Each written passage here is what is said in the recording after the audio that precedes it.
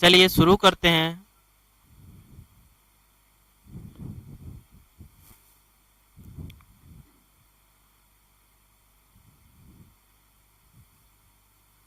तो दोस्तों चलिए शुरू करते हैं आज का प्रैक्टिस सेशन दोस्तों।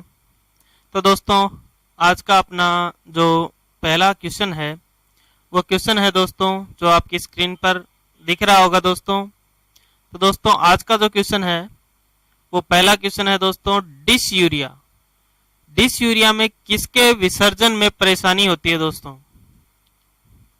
डिसयूरिया में किसके विसर्जन में परेशानी होती है दोस्तों? तो ये आज का क्वेश्चन आपकी स्क्रीन के ऊपर आ रहा है दोस्तों। तो इसे सोल्व करने की कोशिश करो दोस्तों और गेस करो कि इसका आंसर क्या हो सकता है दोस्तों। आपके जो आंसर हैं वो कमेंट करो दोस्तों।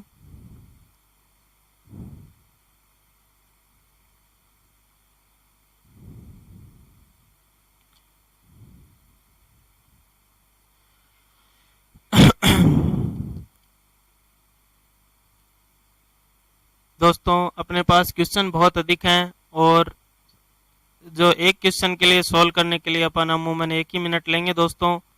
तो दोस्तों जल्दी से जल्दी इसका आंसर टाइप करके और कमेंट करें दोस्तों, ताकि अपन आगे इस सीरीज में आगे बढ़ सकें दोस्तों।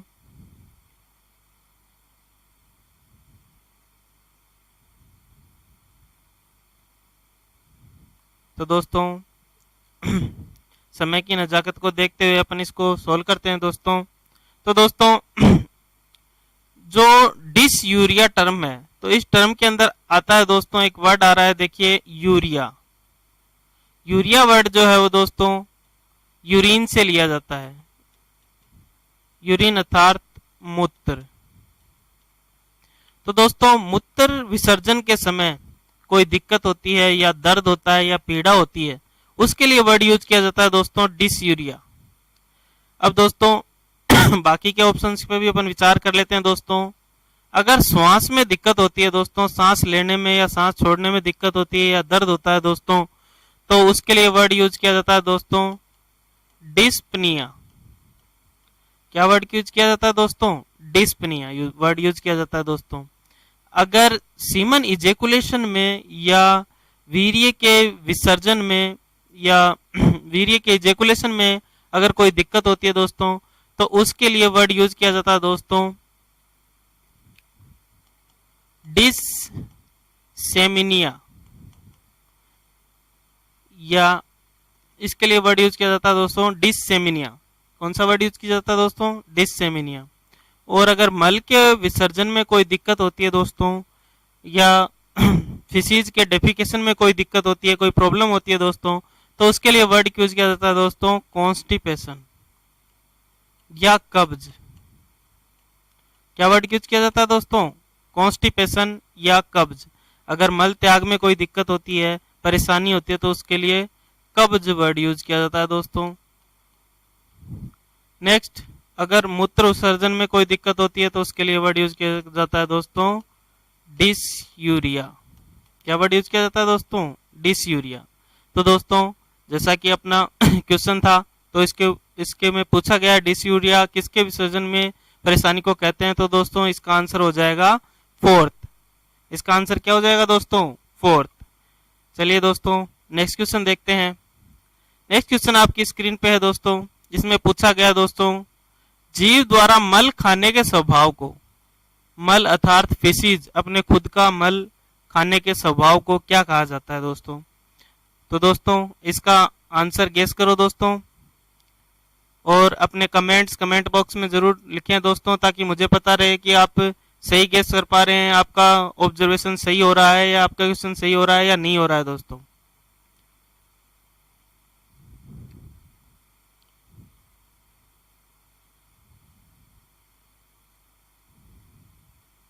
बिल्कुल सही अशोक जाटोलिया, बिल्कुल सही जा रहे हो। Sonu Dhakad, urine, very right. Doctor okay, Vicky आप भी बिल्कुल सही बता रहे हो, यस डी आंसर है दोस्तों। चलिए दोस्तों नेक्स्ट क्वेश्चन की तरफ बढ़ते हैं अब। तो दोस्तों जीवों द्वारा मल खाने के स्वभाव को क्या कहा जाता है दोस्तों? तो दोस्तों इन टर्म्स के ऊपर अपन डिस्कशन करते हैं दोस्तों। दोस्तों पहला जो वर्ड है ऑप्शन में वो है फेगोसाइटोसिस। फेगोसाइटोसिस क्या होता है दोस्तों? डब्ल्यूबीसी द्वारा जीवाणुओं का जो भक्षण किया जाता है या रोगाणुओं का जो भक्षण किया जाता है उसे बोला जाता है दोस्तों फेगोसाइटोसिस। तो ये वर्ड डब्ल्यूबीसी से संबंधित है दोस्तों। डब्ल्यूबीसी द्वारा रोगाणुओं का जो भक्षण किया जाता है दोस्तों, रोगाणुओं का भक्षण, उसको बोला जाता है दोस्तों फेगोसाइटोसिस। दोस्तों इसका मतलब ये तो आंसर नहीं है दोस्तों। सेकंड जो वर्ड है दोस्तों कोप्रोफेगी। तो दोस्तों कोप्रो जो वर्ड है वो कोप्रो वर्ड लिया जाता है दोस्तों फिसीज से या मल से लिया जाता है दोस्तों। और फेगी का मतलब होता है दोस्तों इंगल्फ करना या स्वेलो करना या निगलना। फेगी का मतलब क्या होता है दोस्तों? निगलना। तो दोस्तों मल को निगलना या मल को खाना, इसके लिए वर्ड यूज किया जाता है दोस्तों कोप्रोफेगी। तो दोस्तों अपने से यही पूछा गया है, तो इसका आंसर यही होगा दोस्तों। नेक्स्ट जो टर्म है उसके बारे में भी थोड़ा डिस्कशन कर लेते हैं दोस्तों। नेक्स्ट है कैनाबेलिज्म। कैनाबेलिज्म का मतलब क्या होता है दोस्तों? कैनाबेलिज्म का मतलब होता है अपनी ही प्रजाति के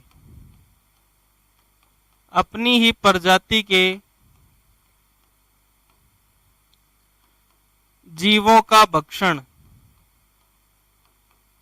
अपनी प्रजाति के जीवों का जो भक्षण होता है दोस्तों उसको बोला जाता है कैनाबेलिज्म। और बैक्टीरियोफेज क्या होते हैं दोस्तों? बैक्टीरियोफेज वे वायरस होते हैं दोस्तों जो बैक्टीरिया को खत्म करते हैं या बैक्टीरिया को नष्ट करते हैं। तो दोस्तों बैक्टीरियोफेज क्या होते हैं दोस्तों? बैक्टीरियोफेज वे वायरस होते हैं जो बैक्टीरिया को नष्ट करते हैं दोस्तों, जो बैक्टीरिया को क्या करते हैं? नष्ट करते हैं दोस्तों। तो दोस्तों अर्थात अपना आंसर जो है वो सेकंड सही है दोस्तों। जो मल खाने के स्वभाव है उसे क्या बोला जाता है? कोप्रोफेगी। और ये कोप्रोफेगी किसके अंदर पाई जाती है दोस्तों? तो रेबिट के अंदर पाई जाती है दोस्तों। रेबिट जो होता है दोस्तों वो एक नॉकटर्नल एनिमल है दोस्तों। क्या है दोस्तों? नॉकटर्नल एनिमल अर्थात रात्रिचर प्राणी है।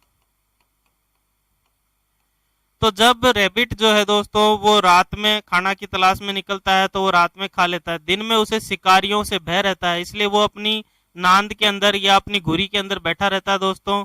और दिन के अंदर जो वो फिशीज करता है, जो डेफिकेशन करता है, उसी को वो क्या है दिन में खा लेता है दोस्तों। दिन में वो बाहर नहीं निकलता। तो इसे ही क्या बोला जाता है दोस्तों? कोप्रोफेगी बोला जाता है दोस्तों। तो दोस्तों राइट आंसर दिया है बहुत बच्चों ने, वेरी गुड। गुड इवनिंग भाई, गुड इवनिंग।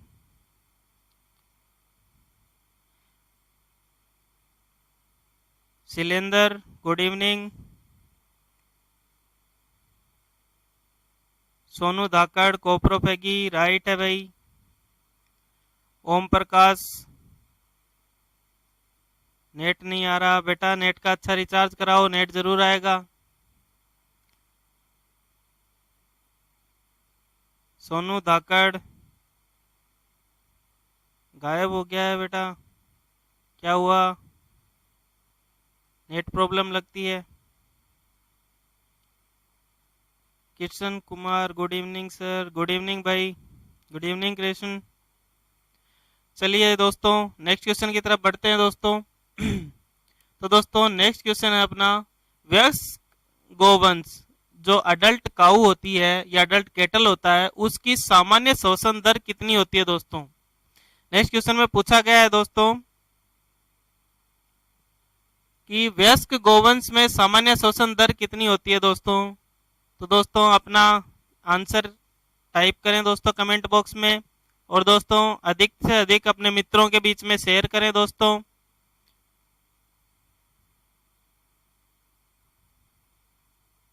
और ये भी कमेंट में लिखें दोस्तों कि कल जो ऑनलाइन क्यूज का टाइम क्या रखा जाए जिससे कि आप सभी फ्री रहें और आप अधिक से अधिक इसका लाभ उठा सकें दोस्तों।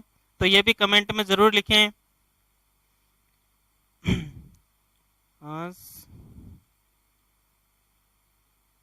यस, आगे चला दिया है भाई। अशोक आगे चला दिया है। अपना आंसर बताओ भाई जल्दी।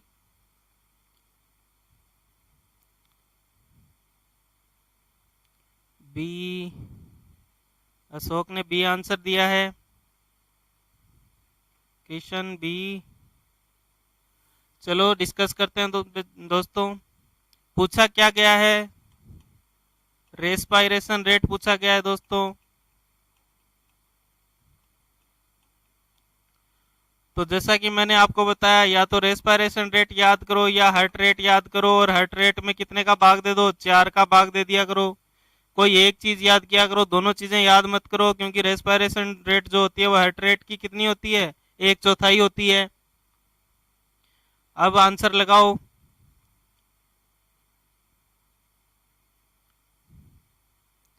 हाँ, तो देखो दोस्तों, जो कैटल होता है, कैटल के अंदर रेस्पायरेशन जो हार्ट रेट होती है वो दोस्तों 40 से 60 प्रति मिनट होती है दोस्तों।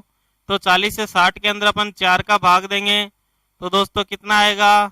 10 से 15 आएगा दोस्तों। तो 10 से 15 के बीच का आंसर दोस्तों, तो 40 से 60 के अंदर का जो तो अपना आंसर इसके मध्य का ही कोई होना चाहिए दोस्तों। तो इसके मध्य में क्या मिल रहा है दोस्तों? फर्स्ट। तो दोस्तों 8 से 15 प्रति मिनट जो है ये इसका सही आंसर होगा दोस्तों। तो इसका आंसर फर्स्ट होगा। ये तो दोस्तों क्या होती है? हार्ट रेट होती है या पल्स रेट होती है दोस्तों? हार्ट रेट या पल्स रेट होती है, और पल्स रेट या हार्ट रेट में 4 का भाग अगर लगा दिया जाए तो अपने को क्या मिलेगी दोस्तों? रेस्पायरेशन रेट मिलेगी। तो रेस्पायरेशन रेट कितनी होती है? 10 से 15 होती है। तो इसके अंदर जो ऑप्शन है वो 8 से 14 वाला जो इसके मध्य आ रहा है, और ये 15 से 25 वाला ये अबोज आ रहा है। तो कितनी होगी? 8 से 14 वाला राइट आंसर है।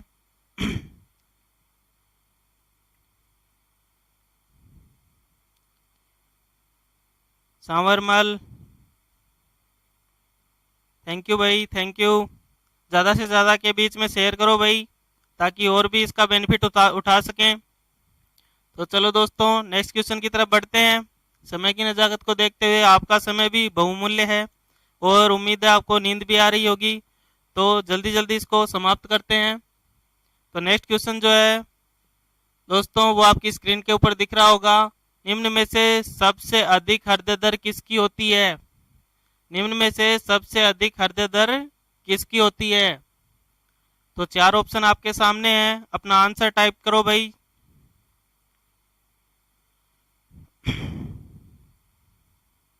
क्या हुआ, नींद आने लग गई क्या? अरे इतना जल्दी तो कोई नहीं सोता। जागो भाई जागो, और प्रैक्टिस पे ध्यान दो।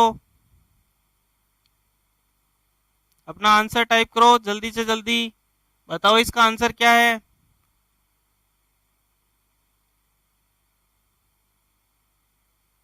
सिलेंडर, सिलेंडर ने डी दिया है। सिलेंडर राइट है भाई। अशोक राइट है भाई। यस, आंसर आ गया है अपने बीच। आंसर क्या है? डॉग है। तो देखो दोस्तों, अभी अपन डिस्कस करके आए थे गाय के अंदर कितनी होती है? 40 से 60। और घोड़े के अंदर कितनी होती है? 33 से 41। भेड़ के अंदर कितनी होती है? तो 60 से 70। और कुत्ते के अंदर कितनी होती है? तो 70 से 120। तो आंसर क्या है? डॉग है। डॉग के अंदर कितनी होती है? 70 से 120 होती है। तो आंसर डॉग। सभी ने सही आंसर लगाया है भाई, वेरी गुड। क्रिश्चियन राइट है।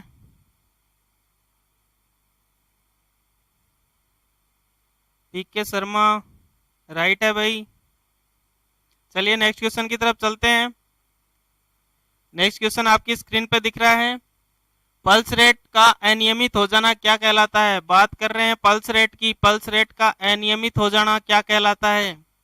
ऑप्शन है ब्रेडिकार्डिया, टेकिकार्डिया, पायरेक्सिया या एरिथमिया। फटाफट आंसर दो भाई, फटाफट, फुर्ती रखो।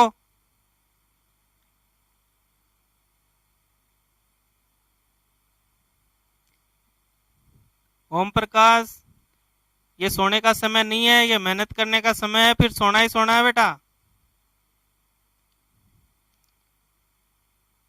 ओम प्रकाश राइट है भाई, राइट है। ओम प्रकाश जाग रहा है इसका मतलब। तो देखो दोस्तों, आंसर अपने पास आ गए हैं, काफी बच्चों ने सही आंसर दिया है। तो देखो ब्रेडिकार्डिया का मतलब क्या होता है? ब्रेडिकार्डिया, ब्रेडी का मतलब होता है कम हो जाना, कार्डिया का मतलब ब्रेडिकार्डिया हार्ट रेट का कम हो जाना। हार्ट रेट डाउन हो जाने को क्या बोलते हैं? ब्रेडिकार्डिया बोलते हैं। टेकिकार्डिया का मतलब हार्ट रेट का बढ़ जाना। पायरेक्सिया का मतलब क्या होता है? टेम्परेचर इंक्रीज हो जाना या फीवर। और दोस्तों एरिथमिया का मतलब होता है हार्ट रेट का इरेगुलर हो जाना। हार्ट रेट का इरेगुलर हो जाना को क्या बोलते हैं? एरिथमिया। तो सभी बच्चों ने सही आंसर दिया है। इसका आंसर क्या होगा? एरिथमिया होगा भाई। इस क्वेश्चन की तरफ चलते हैं।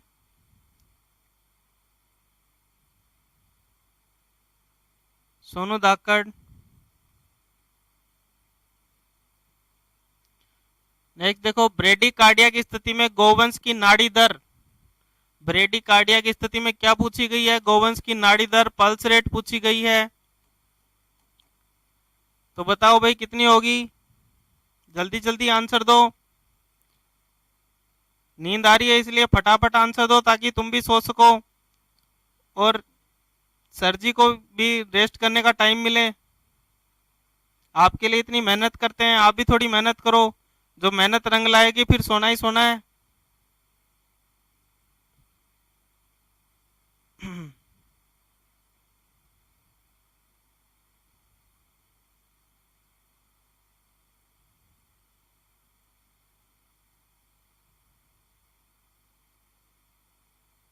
जल्दी जल्दी आंसर करो भाई, जल्दी जल्दी। शैलेंद्र गुंसलवाल सी आंसर दिया है। हाँ तो अब देखो, अभी अपन ने बात की थी पल्स रेट। गायों की पल्स रेट कितनी होती है? 40 से 60 प्रति मिनट होती है। अब ये पूछ क्या रहा है? ब्रेडिकार्डिया। ब्रेडिकार्डिया में क्या होता है? पल्स रेट डाउन हो जाती है। तो देखो इसके अंदर एक ही ऑप्शन है जिसमें डाउन हो रही है, वो क्या है? 25 प्रति मिनट। तो इसका आंसर क्या हो जाएगा? 25 प्रति मिनट हो जाएगा बेटा। तो क्वेश्चन को थोड़ा ढंग से पढ़ें और फिर आंसर दें। पूछा क्या है ब्रेडिकार्डिया में, तो ब्रेडिकार्डिया को दिमाग में रखते हुए आंसर दें। क्वेश्चन के अनुसार अब सोचने की प्रवृत्ति को डेवलप करें।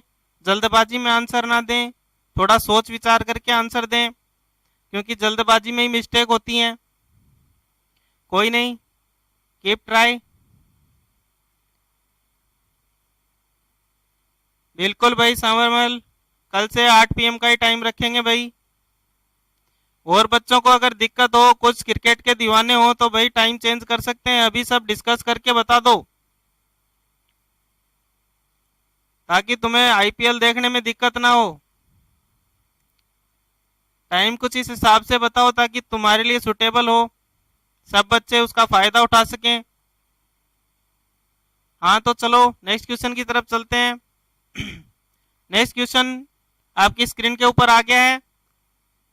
देखो, निम्नलिखित में से कौन सी जन्मजात असामान्यता है या कौन सी जन्मजात बीमारी है?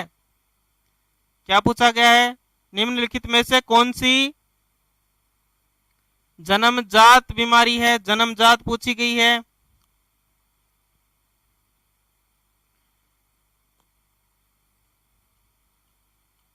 तो कॉन्जेनाइटल डिजीज के बारे में पूछा गया है। कॉन्जेनाइटल डिजीज इनमें से कौन सी है? PK शर्मा 6 बजे से, सोनू धाकड़ 9 बजे सही है।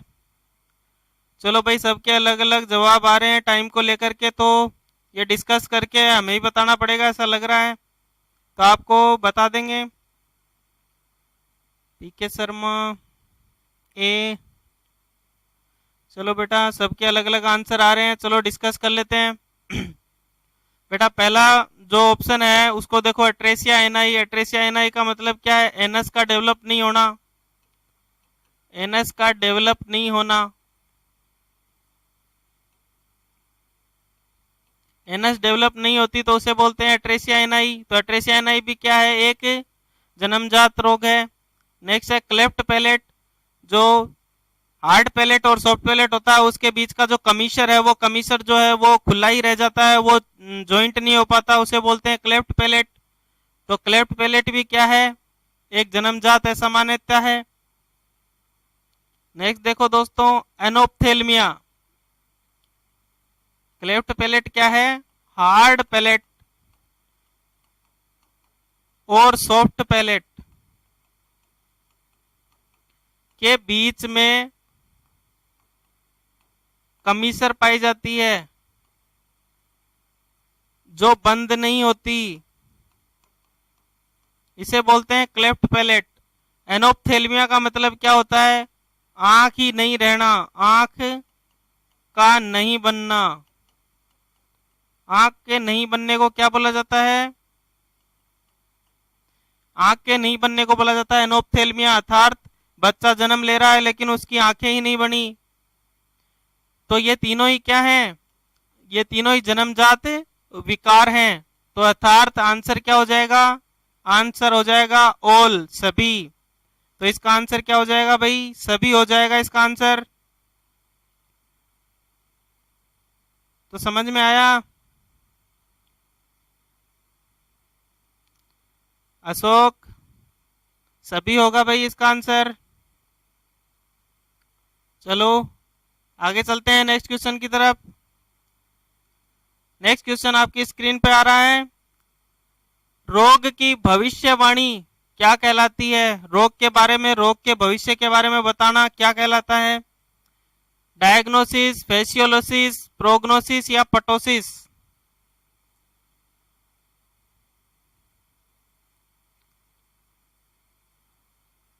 बताओ भाई, आंसर दो फटाफट।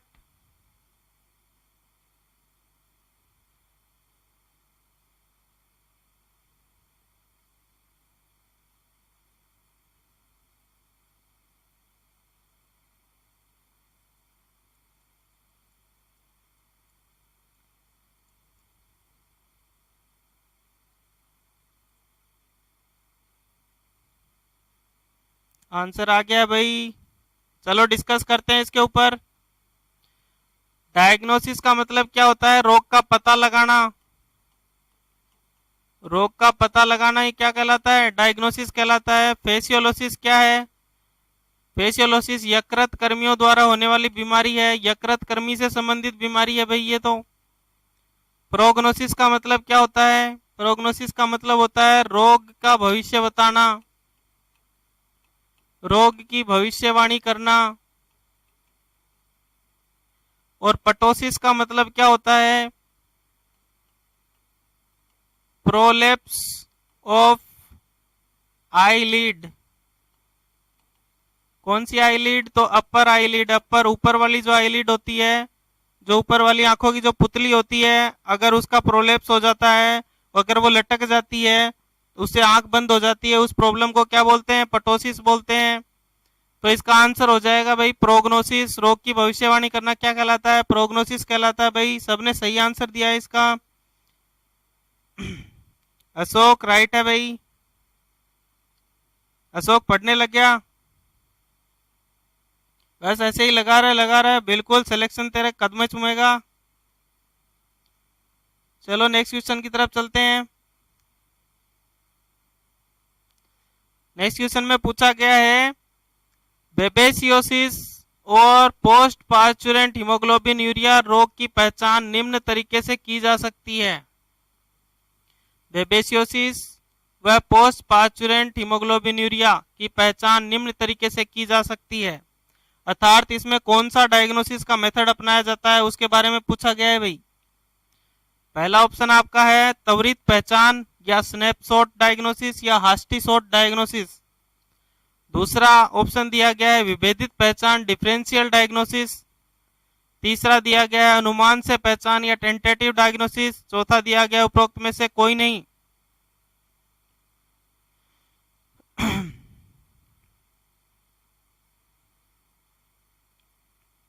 बताओ भाई, आंसर दो। सो गए क्या सब? जागो, अभी सोने का समय नहीं हुआ है। और ज्यादा से ज्यादा अपने मित्रों के बीच में शेयर करो भाई, ताकि आपके जो मित्र हैं वो भी इसका फायदा उठा सकें। शैलेंद्र, शैलेंद्र ने ए आंसर दिया है। सोनू धाकड़, सोनू धाकड़ राइट है भाई। हाँ, अशोक राइट है। तो देखो इसके ऊपर डिस्कशन करते हैं। अब आंसर आ गए हैं।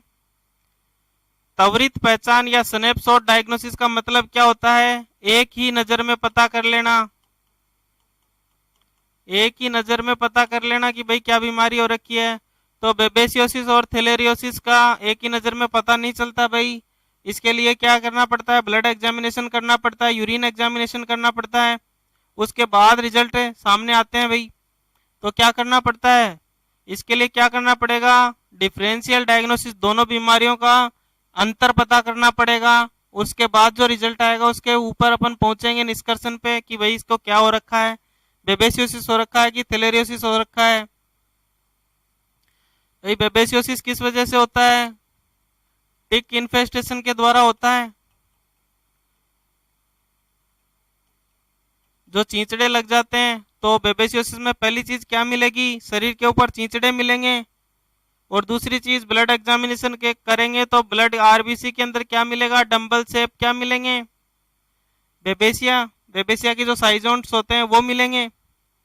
तो बेबेसिया आरबीसी के अंदर दिखेगा बिल्कुल डंबल शेप।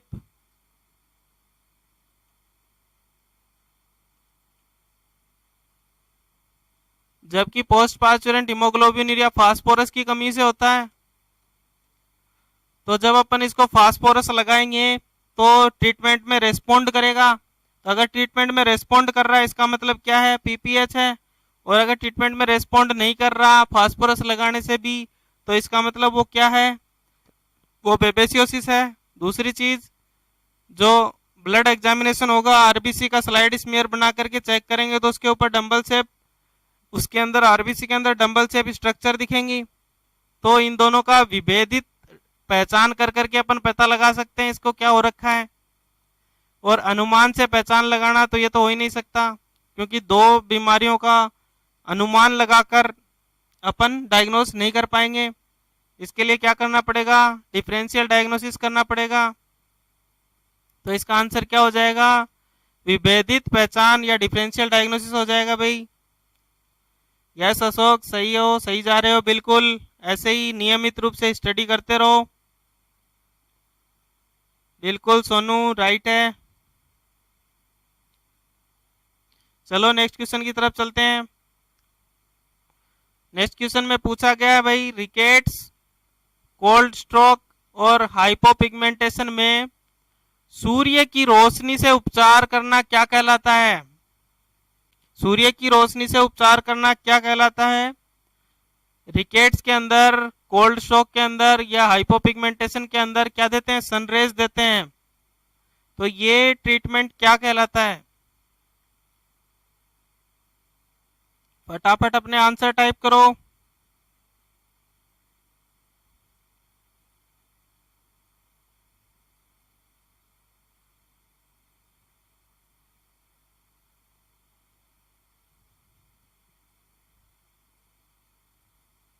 क्वेश्चन अच्छे से दिख रहा है सभी को?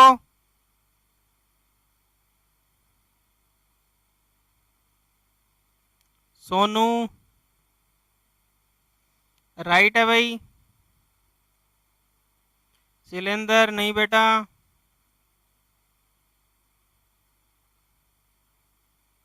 सोनू धाकड़ हेलियोटोसिस, हाँ हेलियो ट्रीटमेंट, यस राइट है। चलो अब इसको देखते हैं। Mechanical treatment. मैकेनिकल ट्रीटमेंट का मतलब क्या होता है कि मैकेनिज्म को सही करने के लिए, जैसे किसी को फ्रैक्चर हो गया और उसने कई दिनों से जो है पट्टा बांध रखा है या पीओपी कर रखा है, तो अब उसका क्या हो गया है, हाथ बिल्कुल फिक्स हो जाता है। तो उस दौरान हाथ को सही करने के लिए क्या करते हैं कि उसको उस जगह पर क्या किया जाता है, मालिश वगैरह की जाती है। तो मालिश वगैरह किस में आती है, फिजिकल ट्रीटमेंट में आती है या फिजियोथेरेपी में आती है। फिजियोथेरेपी, मसाज करना, ऑयल मसाज। तो ऑयल मसाज जो है वो किस में आती है, फिजियोथेरेपी में आती है। मैकेनिकल के अंदर क्या आएगा, रेडिएशन ट्रीटमेंट।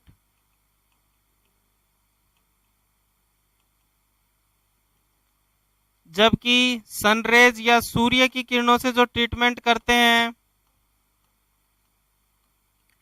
तो वो आता है हेलियो ट्रीटमेंट के अंदर। तो इसका आंसर क्या है, हेलियो ट्रीटमेंट। इसके अलावा है डाइटरी ट्रीटमेंट। डाइटरी ट्रीटमेंट के अंदर क्या करते हैं, जैसे किसी को लीवर से संबंधित बीमारी है तो उसे कार्बोहाइड्रेट रिच डाइट देते हैं, प्रोटीन रिच और फैट रिच डाइट नहीं देते हैं। तो यही क्या है, डाइटरी ट्रीटमेंट है, अर्थात उसकी डाइट पे कंट्रोल करते हैं। या किसी को किडनी से संबंधित बीमारी है तो उसे प्रोटीन रिच डाइट नहीं देते। तो यही क्या है, डाइटरी ट्रीटमेंट है, अर्थात डाइट में सुधार करना। तो इसका आंसर क्या हो जाएगा भाई, हेलियो ट्रीटमेंट हो जाएगा। चलो नेक्स्ट क्वेश्चन की तरफ चलते हैं। सभी बच्चों ने सही आंसर दिया है, धन्यवाद भाई, काफी पढ़ रहे हो। नेक्स्ट क्वेश्चन आपकी स्क्रीन के ऊपर, रोग के रोग कारक सूक्ष्म जीवी। तो रोग कारक जो है वो सूक्ष्म जीवी है और रोगी पशु के साथ वाहक का संबंध स्थापित कर सकते हैं। मतलब किस किस के अंदर वाहक का संबंध स्थापित कर सकते हैं, किस किस के अंदर क्या है कि जो रोगी पशु होता है वो कैरियर की तरह कार्य करता है। मतलब वो रोग वाहक जो होता है वो उससे ही इन्फेक्शन को उठा के दूसरे स्वस्थ पशु में ट्रांसमिट करता है, दूसरे स्वस्थ पशु में पहुंचाता है। ऐसे कौन कौन से रोग हैं इसमें से,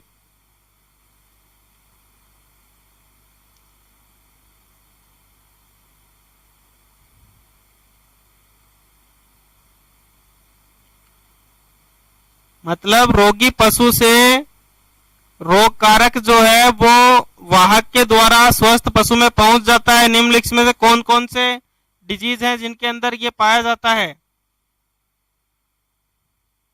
बताओ भाई, फटाफट आंसर दो।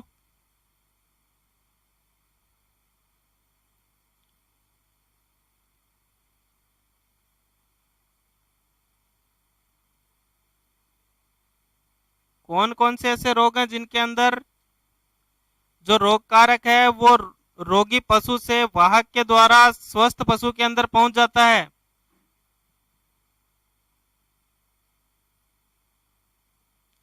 देखो अब आंसर नहीं निकल रहा है।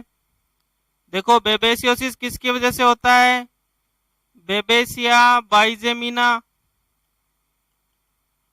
और ये किनके द्वारा फैलता है, टिक्स के द्वारा फैलता है। तो टिक्स जो होती हैं वो रोगी पशु से इन्फेक्शन को उठाती हैं और स्वस्थ में पहुंचाती हैं। तो ये फर्स्ट ऑप्शन तो है। सेकंड की बात करते हैं, सुर्रा किसके द्वारा होता है, ट्रिपेनोसोमा। ट्रिपेनोसोमा इवेंजाई। अब ट्रिपेनोसोमा इवेंजाई जो है ये भी क्या है, एक प्रोटोजोआ है। तो इसके अंदर भी क्या, बाइटिंग फ्लाई, इसके अंदर बाइटिंग फ्लाई का रोल होता है। बाइटिंग फ्लाई इसको ट्रांसमिट करती हैं और ये भी क्या काम करती हैं, सेम यही काम करती हैं, रोगी पशु से इन्फेक्शन को उठा के स्वस्थ पशु में डाल देती हैं। थैलेरियोसिस, थैलेरियोसिस होता है थैलेरिया के कारण। अब ये जो थैलेरिया है ये भी फैलता है किसके द्वारा, टिक्स के द्वारा। और टिक्स भी क्या काम करती हैं, सेम लाइक यही काम करती हैं, वो भी रोगी पशुओं से इन्फेक्शन को उठा करके स्वस्थ पशु में पहुंचा देती हैं। तो इसका आंसर क्या हो जाएगा, इसका आंसर हो जाएगा ऑल, सभी के अंदर ये देखने को मिलता है भाई। तो अब डाउट क्लियर हो गया होगा।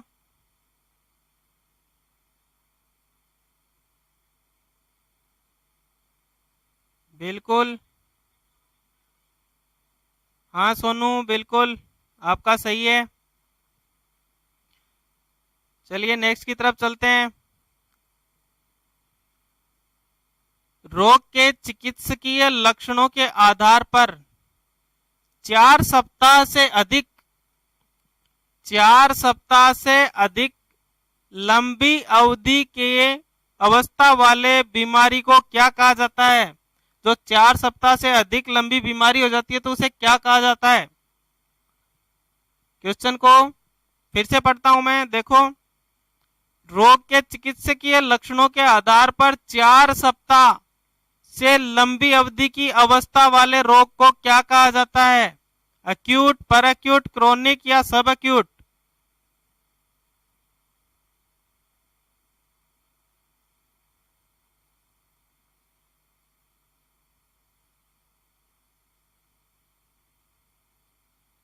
आंसर दो भाई फटाफट।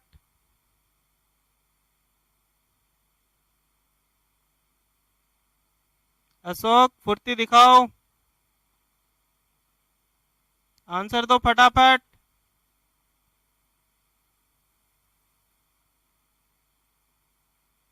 क्या हुआ, नींद आने लग गई क्या? अरे जागो जागो, अभी सोने का समय नहीं है।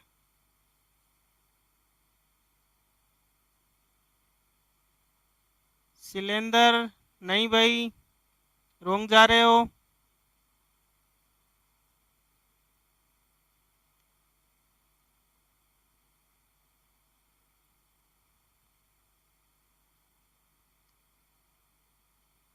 यस, फटाफट आंसर दो भाई, सोचो फटाफट। सोनू राइट है भाई,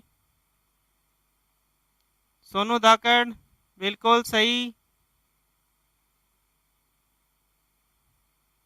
अशोक अभी जवाब नहीं आया।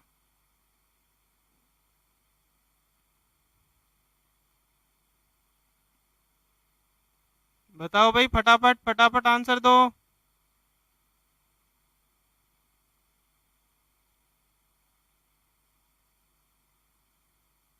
चलो डिस्कस करते हैं इसके बारे में। देखो भाई, अक्यूट डिजीज क्या होती है? जो 3 से 15 के बीच में होती है, 3 दिन से 15 दिन के बीच में। पर अक्यूट क्या होती है? जो 0 से 2 दिन के बीच में। क्रोनिक क्या होती है? जो 30 दिन से अधिक हो। ऐसी बीमारी जिसकी अवधि 30 दिन से अधिक होती है उसको क्या बोलते हैं? क्रोनिक। और सब अक्यूट किसको बोलते हैं? जो अक्यूट और क्रोनिक के बीच में होती है, अक्यूट और क्रोनिक के बीच की, तो उसको बोला जाता है सब अक्यूट। तो देखो, अक्यूट और क्रोनिक के बीच की होगी, यानी कि 15 से 30 के बीच में होगी। तो इसके अंदर क्या पूछा जाएगा? 4 सप्ताह से अधिक, यानी कि किसके अंदर चला जाएगा ये? क्रोनिक के अंदर। 7 चौका 28, 28 से ज्यादा चला जाएगा, इसका मतलब ये किससे है? क्या आंसर हो जाएगा इसका? जो 30 दिन से अधिक है या 4 सप्ताह से अधिक उम्र की, अधिक अवधि की जो बीमारी होती है उसे बोलते हैं क्रोनिक डिजीज।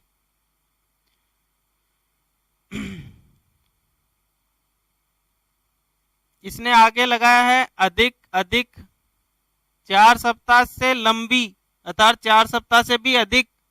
तो अगर 4 सप्ताह तक की देता तो अपन इसको किस में लगा देते? सब एक्यूट के अंदर लगा देते, लेकिन सब एक्यूट जो है वो एक्यूट और क्रोनिक के बीच की है, इसलिए आंसर क्या जाएगा? क्रोनिक जाएगा। जो लंबी अवधि की बीमारियां होती हैं वो क्रोनिक में काउंट होती हैं। तो सी आंसर जिन जिन का है उनका सही है भाई।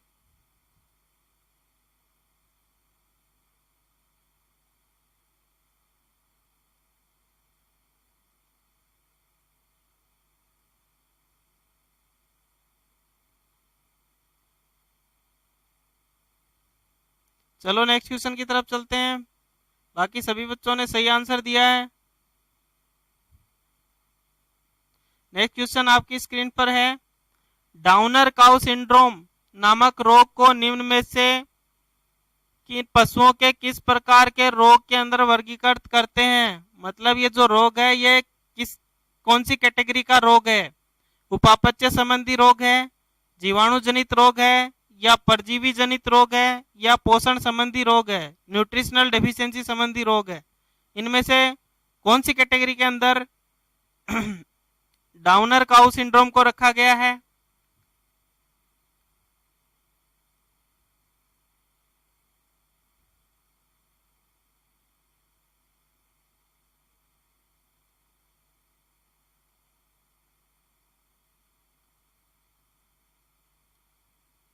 हाँ भाई, अपने दोस्तों के बीच में भी क्लास को शेयर करो भाई, ज्यादा से ज्यादा दोस्तों के बीच में शेयर करो। Very good, very good. Answer दो भाई फटाफट।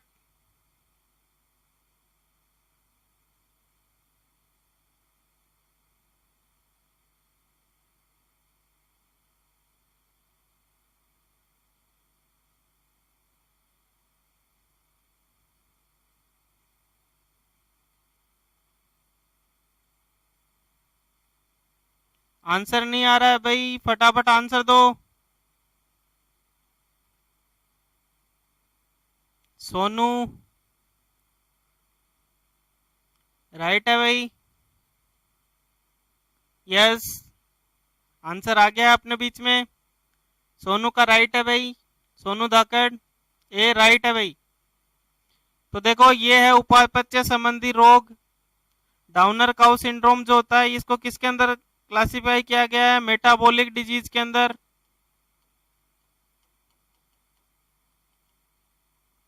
क्यों? क्योंकि मिल्क फीवर की जो सीक्वेली है, मिल्क फीवर की सीक्वेली ही क्या होती है? मिल्क फीवर की सीक्वेली क्या होती है? डाउनर काउ सिंड्रोम होती है भाई, मिल्क फीवर की सीक्वेली। तो मिल्क फीवर क्या है? एक मेटाबॉलिक डिजीज है। तो डाउनर काउ सिंड्रोम भी क्या है? एक उपापचय संबंधी रोग है। ये किसी जीवाणु से नहीं होता है, ये किसी परजीवी से भी नहीं होता है, ये पोषण संबंधी भी नहीं है। ये किससे संबंधी है? उपापचय से संबंधी है। तो मिल्क फीवर की सीक्वेली है। तो राइट आंसर दिया है भाई, सबका राइट है।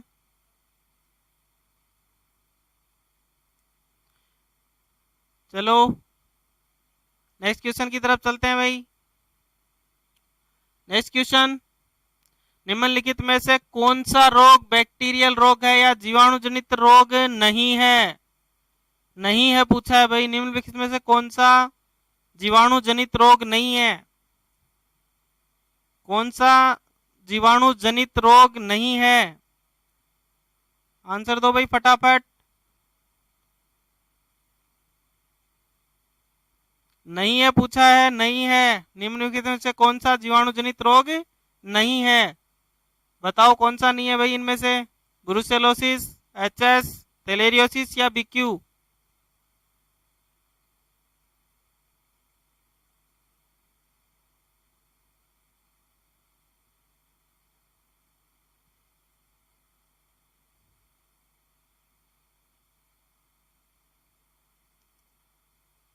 आंसर नहीं आ रहा है, क्या बात है, किस सोच में लग गए? फटाफट आंसर दो भाई फटाफट।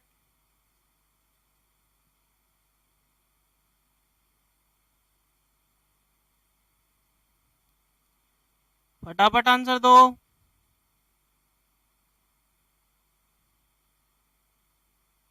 आंसर नहीं आ पा रहा।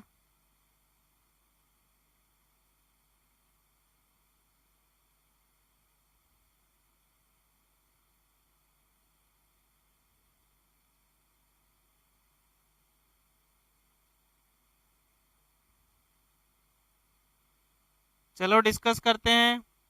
देखो जो ब्रुसेलोसिस रोग होता है वो ब्रुसेला की वजह से होता है, और ब्रुसेला क्या है? एक बैक्टीरिया है। एचएस जो रोग होता है गलघोटू, गलघोटू किसकी वजह से होता है? पास्चुरेला हिमोलाइटिका से होता है।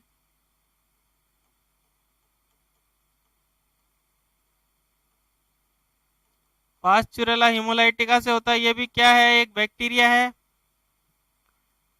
थैलेरियोसिस जो होता है वो थैलेरिया के कारण होता है, और थैलेरिया क्या है? एक ब्लड प्रोटोजोआ है। क्या है? ब्लड प्रोटोजोआ है। तो ये बैक्टीरिया नहीं है। DQ जो होता है वो क्लोस्ट्रीडियम के द्वारा होता है, क्लोस्ट्रीडियम चौवियाई।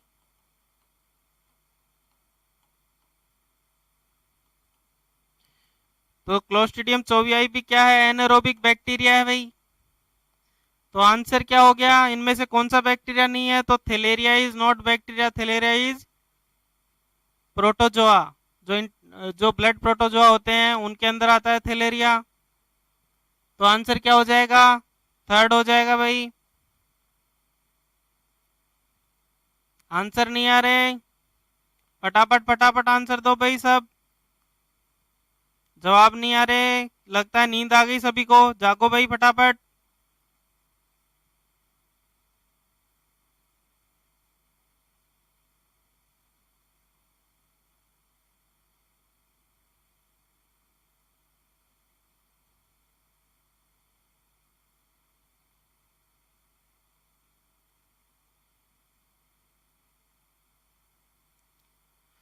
चलो नेक्स्ट क्वेश्चन की तरफ चलते हैं।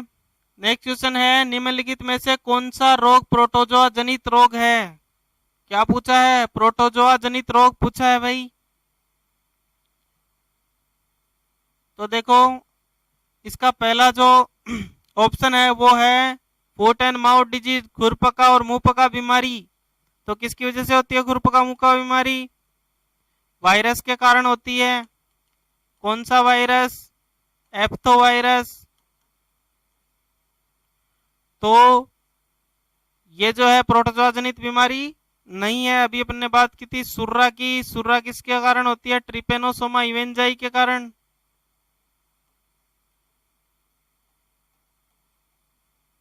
किसके कारण होती है? ट्रिपेनोसोमा इवेंजाई के कारण। और ट्रिपेनोसोमा इवेंजाई क्या है? एक प्रोटोजोआ है।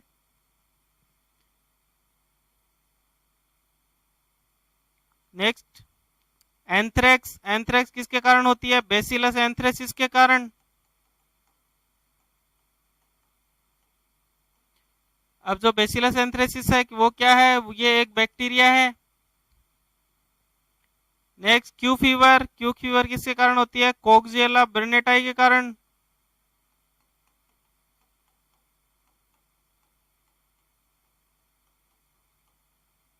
कोक्सियला बर्नेटाई के कारण। और ये क्या है? ये एक रिकेट्सिया है। तो आंसर क्या हो जाएगा? प्रोटोजोआ कौन सा है? सुर्रा। आंसर क्या हो जाएगा भाई? बी आंसर हो जाएगा। इसमें कमेंट्स नहीं आ रहे।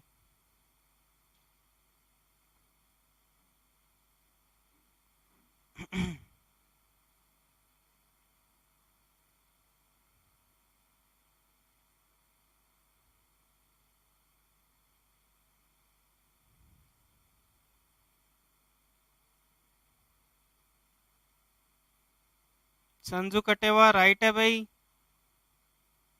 Yes, surra is the answer. चलिए नेक्स्ट क्वेश्चन की तरफ चलते हैं।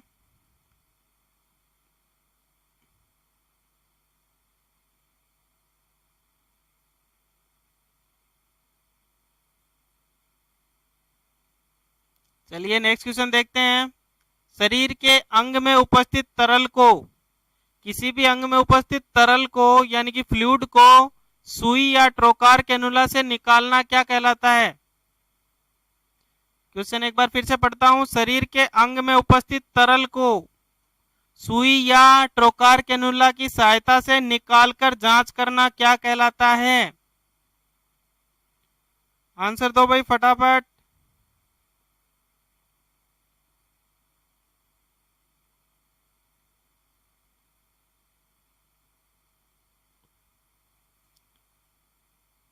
यस, राइट है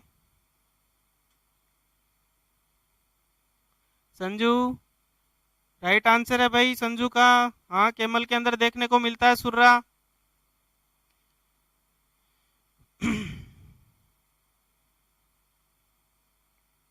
भागीरथ डी राइट है भाई। चलो डिस्कशन करते हैं इसके ऊपर अब।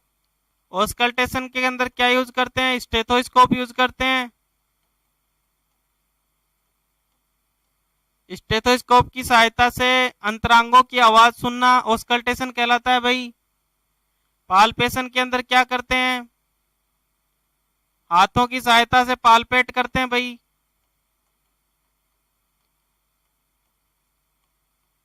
हाथों की सहायता से क्या करते हैं? पाल्पेट करते हैं। तो हाथों की सहायता से पाल्पेट करना क्या कहलाता है? पाल्पेशन कहलाता है। परकशन के अंदर क्या करते हैं? परकशन हैमर की सहायता से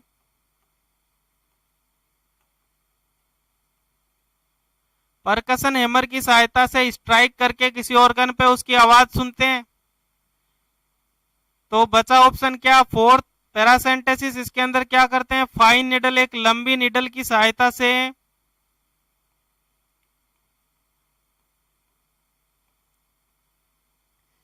एक लंबी निडल की सहायता से किसी ऑर्गन के अंदर से उसका फ्लूइड निकाल करके और उसकी जांच करते हैं, उसे बोलते हैं पैरासेंटेसिस।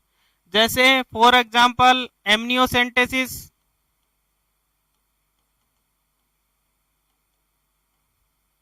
एमनियोन के अंदर जो भ्रूणीय झिल्ली होती है उसके अंदर से फ्लूइड को निकाल करके बच्चे की जांच करना, उसको एमनियोसेंटेसिस बोलते हैं। थोरेकोसेंटेसिस,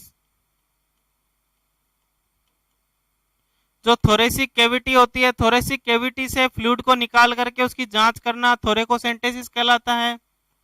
एब्डोमिनोसेंटेसिस,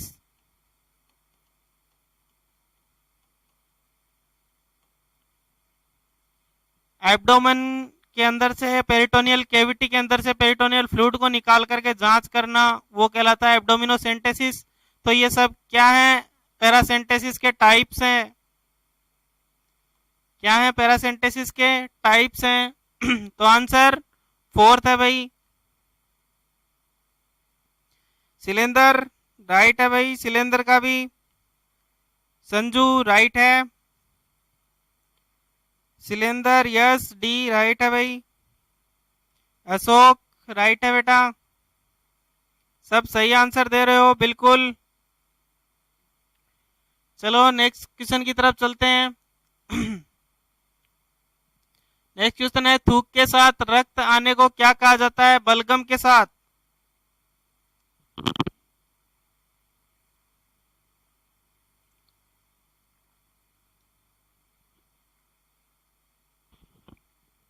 नेक्स्ट क्वेश्चन, थूक या बलगम, बलगम के साथ रक्त का आना क्या कहलाता है भाई? जल्दी जल्दी आंसर दो।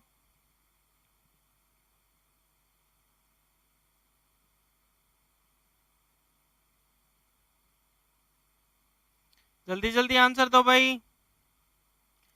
सुभाष यादव, नहीं भाई, रॉन्ग है सुभाष।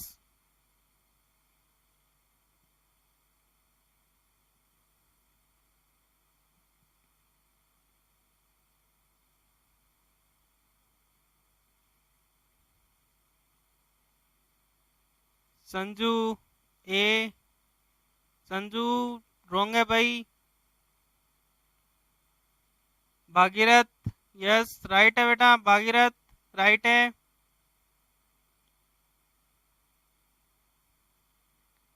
चलो डिस्कस करते हैं इसके बारे में। हिमेटेमेसिस का मतलब क्या होता है? वोमिटिंग के साथ ब्लड आना। किसके साथ? वोमिटिंग के साथ या उल्टी के साथ खून आना। उल्टी के साथ खून का आना क्या कहलाता है? हिमेटेमेसिस कहलाता है। और कफ के साथ खून का आना, कफ या बलगम के साथ खून का आना क्या कहलाता है? हिमोप्टाइसिस कहलाता है। यूरिन के साथ खून का आना हिमेचूरिया कहलाता है। और सीमन के साथ खून का आना हीमोस्पर्मिया कहलाता है। सीमन के साथ या वीर्य के साथ खून का आना, यूरिन या मूत्र के साथ खून का आना क्या कहलाता है भाई? हिमेचूरिया कहलाता है। तो आंसर क्या हो जाएगा? Second, haemoptysis. समझ में आया? डाउट क्लियर हुआ?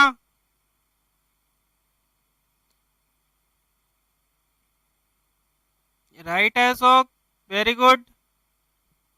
चलो नेक्स्ट क्वेश्चन की तरफ चलते हैं।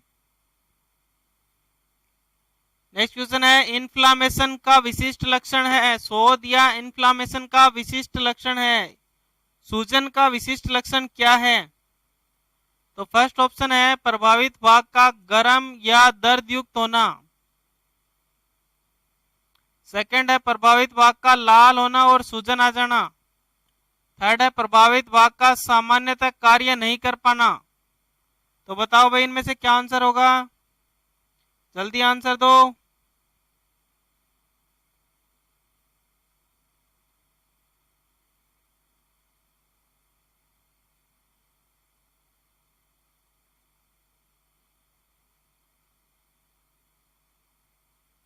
जल्दी आंसर दो। यस संजू, भागीरथ, चलो वेरी गुड, राइट है भाई संजू। तो देखो इन्फ्लामेशन के साइंस की बात करते हैं। इन्फ्लामेशन के 5 लक्षण होते हैं।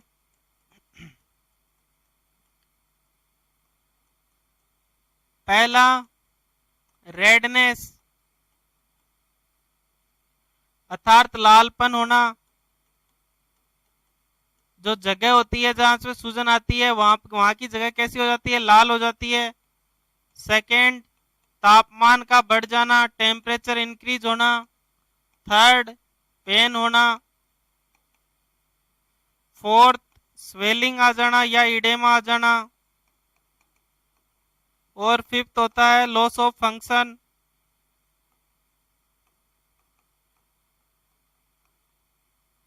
तो ये 5 जो कार्डिनल साइन होते हैं इनको बोलते हैं कार्डिनल साइन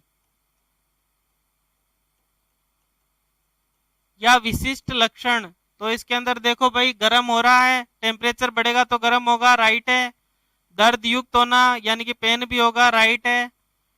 लाल दिखेगी जगह, राइट है। सूजन आएगी, राइट है। और कार्य नहीं कर पाएगा वो हिस्सा, ये भी राइट है। तो अर्थात आंसर क्या हो जाएगा, फोर्थ आंसर हो जाएगा भाई। तो जिसने फोर्थ दिया है वो राइट है भाई। सभी बच्चों ने राइट आंसर दिया है, चलो वेरी गुड सभी को।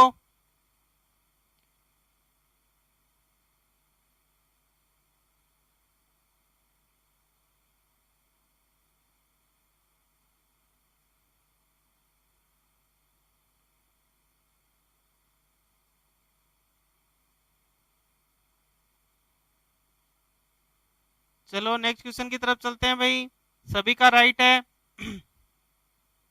नेक्स्ट क्वेश्चन है थोड़ी थोड़ी मात्रा में बार बार मूत्र उत्सर्जन होना क्या कहलाता है? थोड़ी थोड़ी मात्रा में बार बार पेशाब आना, थोड़ी थोड़ी मात्रा में बार बार पेशाब आना क्या कहलाता है?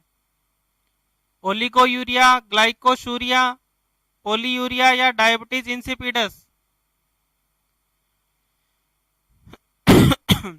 फटाफट आंसर दो भाई।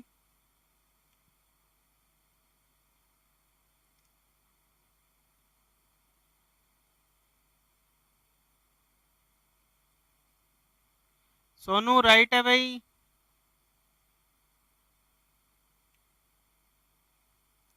नेक्स्ट क्वेश्चन का आंसर दो फटाफट, जागो सो मत, जागते रहो। पढ़ाई में लगन और मेहनत करते रहो, सक्सेस निश्चित है भाई। पढ़ते रहो, शाबाश। जल्दी आंसर दो इसका।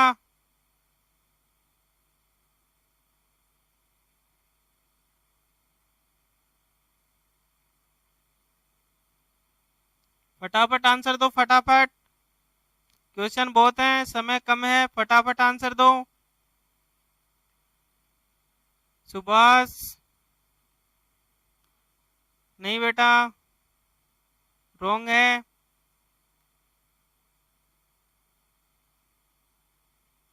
संजू नहीं, रॉन्ग है बेटा। अशोक रॉन्ग है बेटा। चलो डिस्कस करते हैं इसको, क्वेश्चन समझ में नहीं आया बच्चों के। पहले देखो थोड़ी थोड़ी मात्रा में और बार बार पेशाब आ रहा है। अगर अधिक मात्रा में पेशाब आता है तो उसे बोलते हैं पोलीयूरिया, अर्थात वॉल्यूम बढ़ जाए। वॉल्यूम अगर इंक्रीज हो जाए तो उसे बोलते हैं पोलीयूरिया। ग्लाइकोसूरिया का मतलब होता है ग्लूकोज का आना यूरिन में, ग्लूकोज इन यूरिन, तो ये भी नहीं है। ओलिगोयूरिया का मतलब होता है कम पेशाब आना, अर्थात वॉल्यूम का कम हो जाना और बार बार पेशाब आना, तो ये किसके अंदर आ जाएगा? ओलिगोयूरिया के अंदर आ जाएगा। डायबिटिड इंसिपिडस जो होती है वो बेटा एडीएच, एडीएच हार्मोन की कमी से होती है। इसके अंदर जो है वो वॉल्यूम बढ़ जाता है, वॉल्यूम इंक्रीज होता है, वॉल्यूम जो है वो इंक्रीज होता है एडीएच के अंदर, और टेस्ट नहीं रहता, टेस्ट जो है वो फीका रहता है, फीका। क्यों? क्योंकि पानी बढ़ जाता है, वाटर इसके अंदर बढ़ जाता है, अर्थात इधर तो क्या हो रहा है, थोड़ा थोड़ा हो रहा है, जबकि इधर तो क्या हो रहा है, बहुत बहुत हो रहा है। इसका मतलब आंसर क्या होगा? ओलिगोयूरिया होगा। समझ में आया आप सभी के?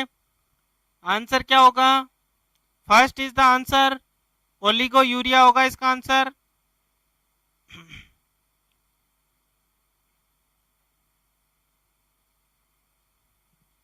चलो नेक्स्ट क्वेश्चन ट्राई करते हैं।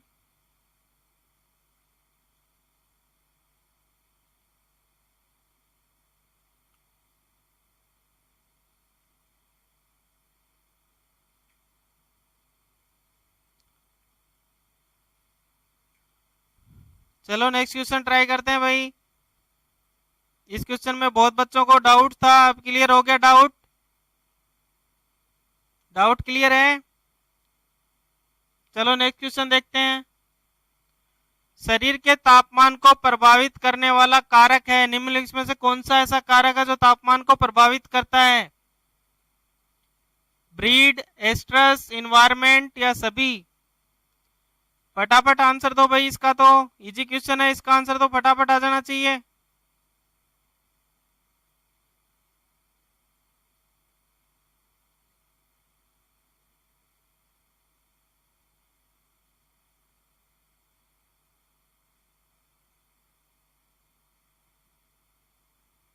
चलो इसका आंसर आ गया है, सोनू राइट है बेटा, भागीरथ राइट है,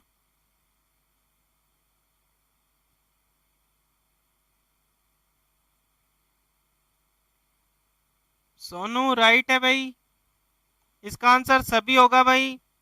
ब्रीड के अकॉर्डिंग भी जो ड्रॉट पर्पज ब्रीड होती हैं उनका टेम्परेचर जो होता है वो अधिक होता है as compare to milch purpose. और जो एस्ट्रस होता है ताव के अंदर जब पशु आता है तो उस दौरान भी एलएच हार्मोन के कारण तापमान बढ़ जाता है, तो इसके अंदर क्या आएगा? एलएच हार्मोन के कारण तापमान बढ़ जाएगा।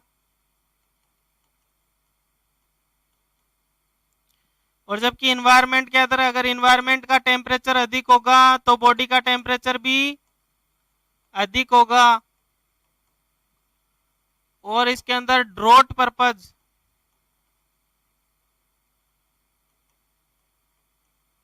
ड्रॉट पर्पज ब्रीड का टेम्परेचर जो होता है वो मिल्च पर्पज से अधिक होता है,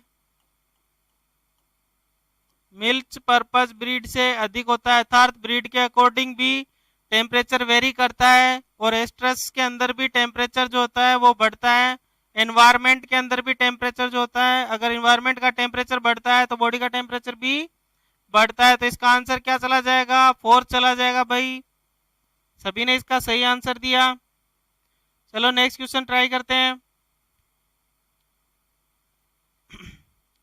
नेक्स्ट क्वेश्चन, सामान्यतः अधिक शरीर का भार व आकार वाले जीवों में कम भार व छोटे आकार वाले जीवों की तुलना में नाड़ी दर होती है। क्या पूछा है? नाड़ी दर, पल्स रेट के बारे में पूछ रहा है। जो बड़े और भारी पशु होते हैं उनकी पल्स रेट छोटे वो कम भार वाले पशुओं की तुलना में कैसी होती है? तो बड़ों की अधिक होगी या कम होगी या सामान्य होगी या कुछ भी नहीं कह सकते।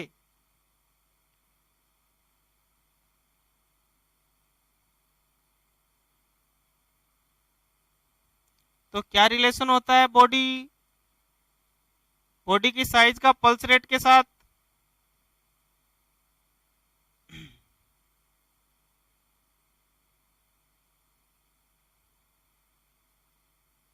सोनू धाकड़ कम होगी, राइट है भाई।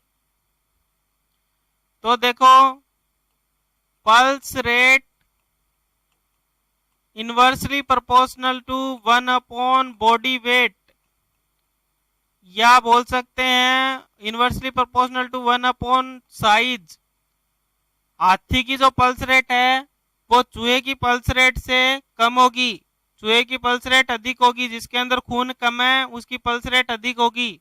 अर्थात जिसका शरीर का वजन कम उसकी पल्स रेट ज्यादा। तो क्या पूछ रहा है, शरीर का अधिक भार व अधिक आकार वाले जीवों में कम भार व छोटे आकार वाले जीवों की तुलना में नाड़ी दर कैसी होगी? तो कम होगी भाई। कैसी होगी? कम होगी। तो ये इसका जो है फॉर्मूला है भाई।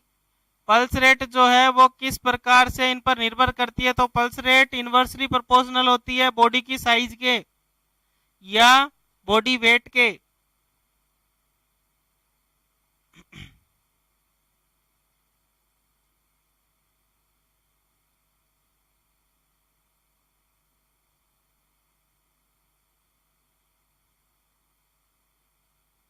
चलो नेक्स्ट क्वेश्चन ट्राई करते हैं।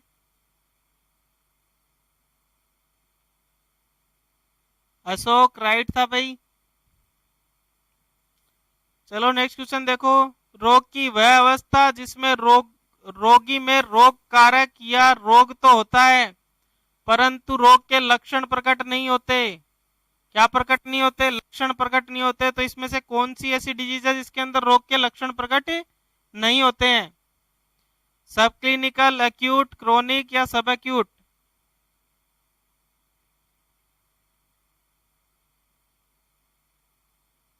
फटाफट आंसर दो भाई, फटाफट।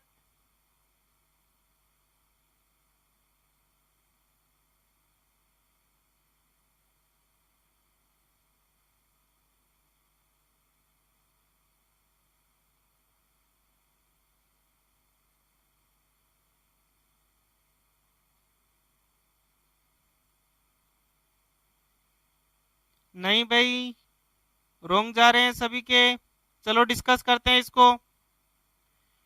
देखो एक्यूट वो होती है जिसके अंदर क्या होता है, 3 से 15 दिन के अंदर अंदर लक्षण प्रकट हो जाते हैं। क्रोनिक वो होती है जिसके अंदर 30 दिन के अधिक समय तक चलती है और इसमें भी लक्षण प्रकट हो जाते हैं। सब एक्यूट जो होती है वो इन दोनों के मध्य की होती है, जबकि सब क्लिनिकल के अंदर लक्षण प्रकट नहीं होते। किसके अंदर लक्षण प्रकट नहीं होते? सब क्लिनिकल के अंदर लक्षण प्रकट नहीं होते। तो आंसर क्या हो जाएगा? फर्स्ट हो जाएगा भाई।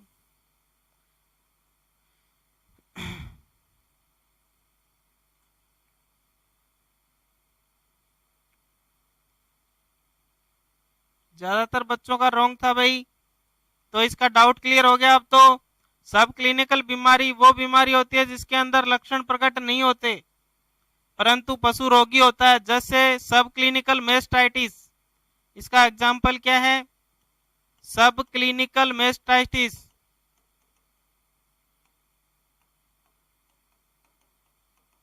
जो थनैला रोग होता है सब क्लिनिकल स्टेज में जब होता है तब उसके लक्षण प्रकट नहीं होते भाई। तो अब इसका डाउट क्लियर हो गया होगा सभी का। नेक्स्ट क्वेश्चन पे चलते हैं। नेक्स्ट क्वेश्चन देखो, निम्न में से कौन सा पाचन तंत्र का रोग नहीं है? कौन सा डाइजेस्टिव सिस्टम से संबंधित नहीं है? तो प्लूरिसी, स्टोमेटाइटिस, डिसेंट्री या ब्लोट? बताओ भाई।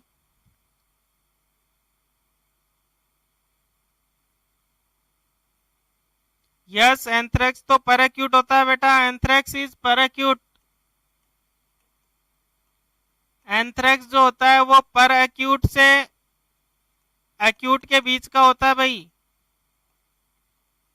एंथ्रेक्स जो है वो दो फॉर्म में पाया जाता है, पर एक्यूट और एक्यूट। एंथ्रेक्स इसका एग्जाम्पल नहीं है बेटा। सोनू, एंथ्रेक्स नहीं होता बेटा। एंथ्रेक्स पर एक्यूट और एक्यूट होता है भाई।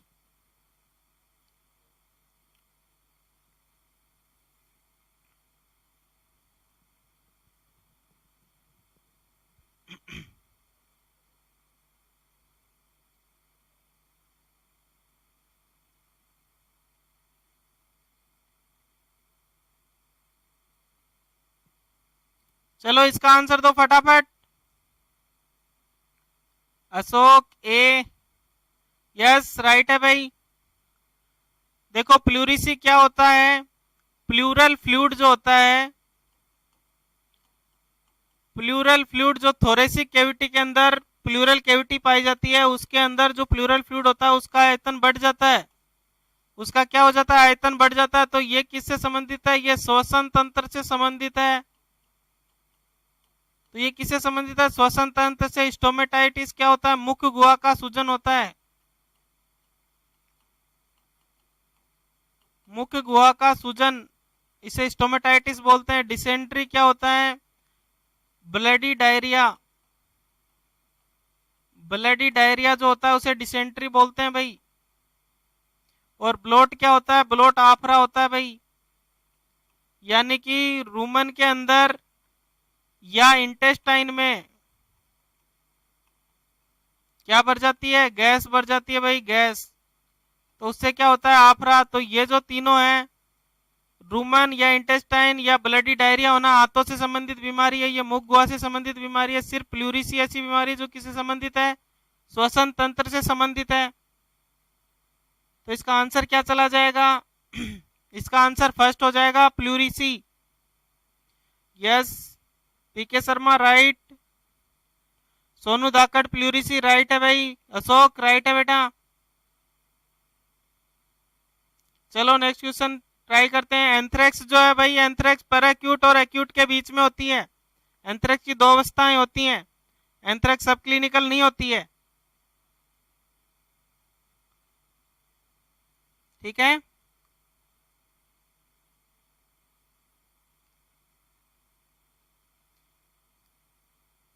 उसमें क्या कहा गया था कि रोग तो होता है परंतु लक्षण प्रकट नहीं होते। एंथ्रेक्स में अगर रोग हो गया तो मरी जाएगा, लक्षण प्रकट हो जाएगा एंथ्रेक्स में तो मृत्यु सबसे बड़ा लक्षण होता है।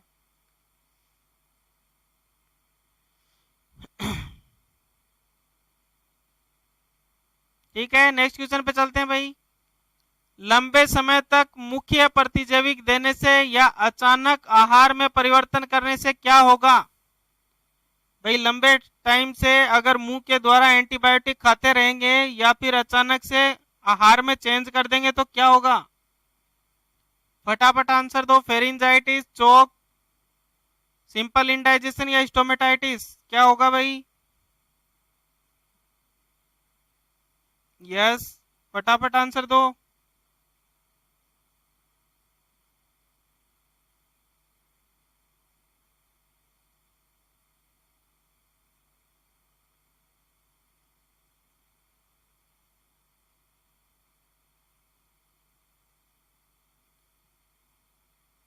वापस देखो, लंबे समय तक मुख्य प्रतिजैविक यानी कि मुख से एंटीबायोटिक लेते हैं तो क्या होगा।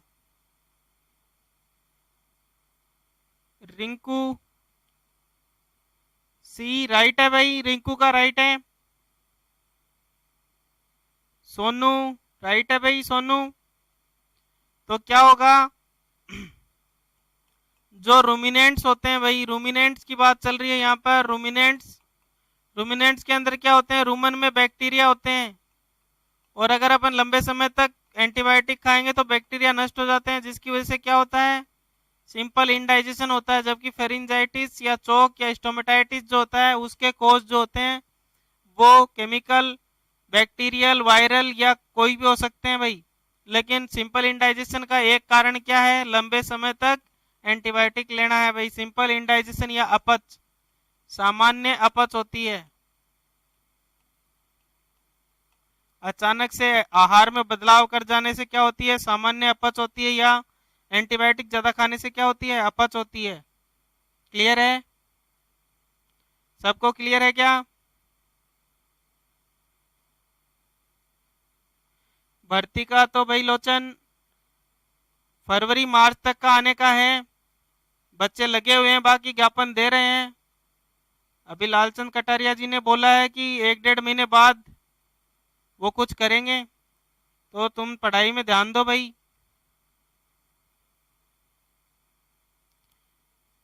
1-1.5 महीने बाद पता चलेगा भाई, अभी पता नहीं चलेगा भर्ती का। तो पर तुम लगे रहो क्योंकि 400 की भर्ती आएगी, आनी तो निश्चित है।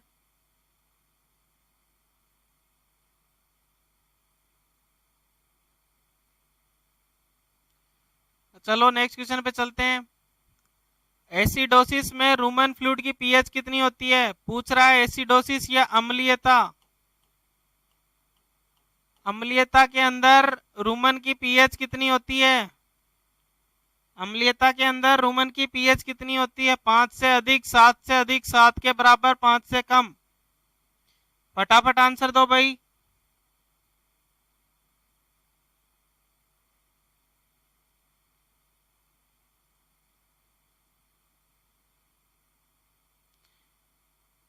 नहीं, 400 की आएगी भाई, 400 500 की सुनने में आ रही है, इससे ज्यादा की नहीं आएगी।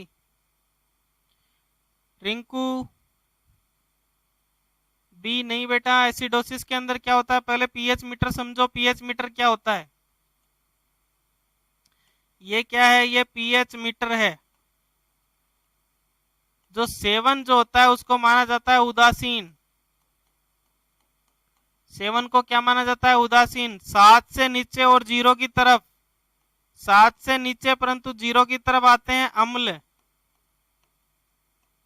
और जो क्षार होते हैं भाई वो आते हैं 7 से ऊपर परंतु 14 की तरफ, इधर आते हैं क्षार। तो इस तरफ क्या आएंगे? क्षार। यानी कि 8 9 10 11 12 13 14 तक क्या होते हैं? क्षार होते हैं। अब बात करते हैं रूमिनल फ्लूइड की सामान्य पीएच कैसी होती है? सामान्य पीएच होती है 6.5 टू 6.8, या अपन कह सकते हैं 6.8 टू 7.2। डिपेंड करता है भाई उसने कार्बोहाइड्रेट खाया है या उसने प्रोटीन खाया है, उसके अकॉर्डिंग लिटिल बिट चेंज होती है। लेकिन इसकी पीएच जो होती है वो 6.8 के लमसम रहती है, यानी कि 6.8 तो मिलेगी ही मिलेगी। तो देखो जब सामान्य अवस्था में कितनी है? 6.8। अब क्या बोल रहा है? एसिडोसिस यानी एसिड बढ़ना है, तो 6.8 से किधर आएगी? 0 की तरफ। तो 7 से अधिक, 7 के बराबर, ये दोनों तो कैंसिल हो गए।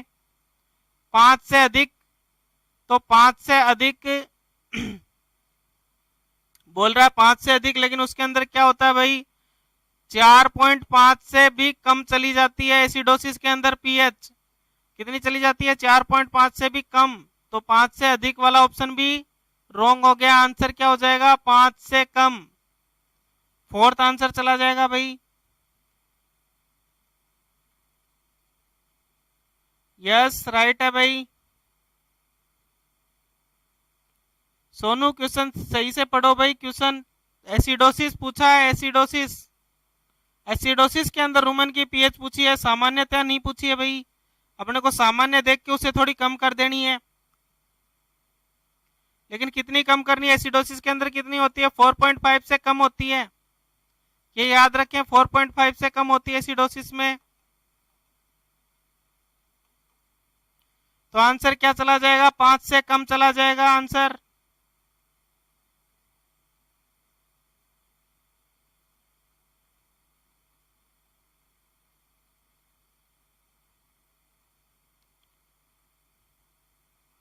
कोशिका के जीवन काल में एक बार निश्चित रूप से होने वाला सेल डिवीजन क्या होता है भाई?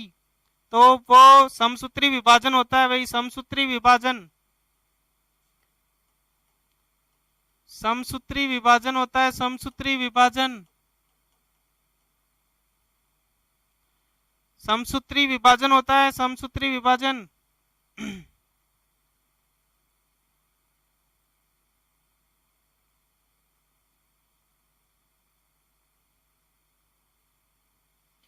बेटा सभी सब्जेक्ट्स के नोट्स अपने वेट ग्लोरियस एकेडमी का जो ऐप है उस ऐप के ऊपर मिलेंगे बेटा।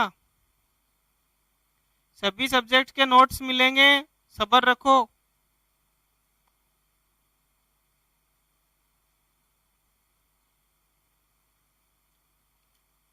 चलो नेक्स्ट क्वेश्चन की तरफ चलते हैं। क्षारीयता की स्थिति में, क्षारीयता की स्थिति में पशु में निम्न में से किस कारण से हो सकती है? मतलब पूछ रहा है कि रूमिनल एल्केलोसिस,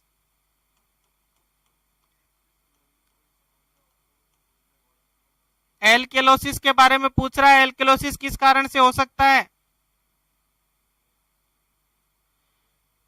अपरा खाने से यानी कि कोई पशु प्लेसेंटा खा जाए तो उस वजह से, या अधिक कोलेस्ट्रम पीने से, अधिक मात्रा में जो खीस होता है वो खाने से, या प्रोटीन अधिक मात्रा में खाने से, किस कारण से हो सकता है?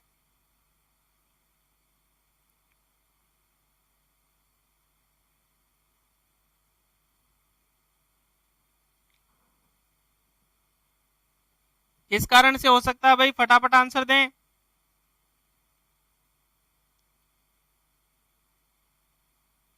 भागीरथ पोशाक डी राइट है भाई। देखो, अपरा जो प्लेसेंटा होती है वो भी क्या है? एनिमल टिश्यू है। क्या है? Animal tissue. और एनिमल टिश्यू किसका बना होता है? प्रोटीन का बना होता है भाई। और प्रोटीन के खाने से क्या होती है? क्षारीयता।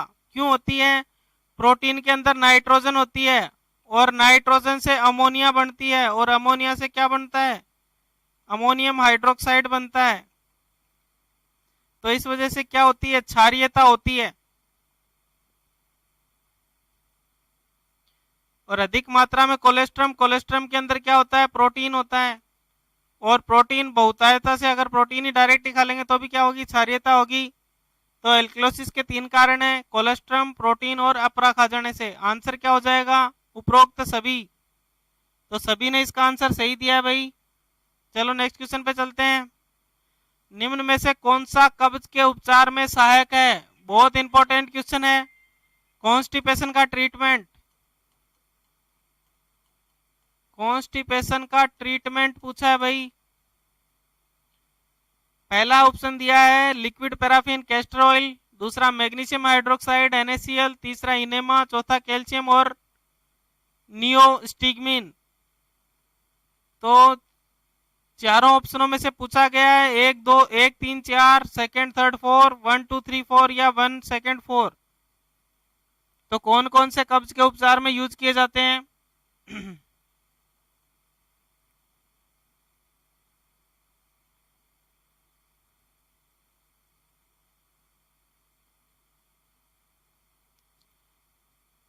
हाँ भाई, आंसर दो फटाफट।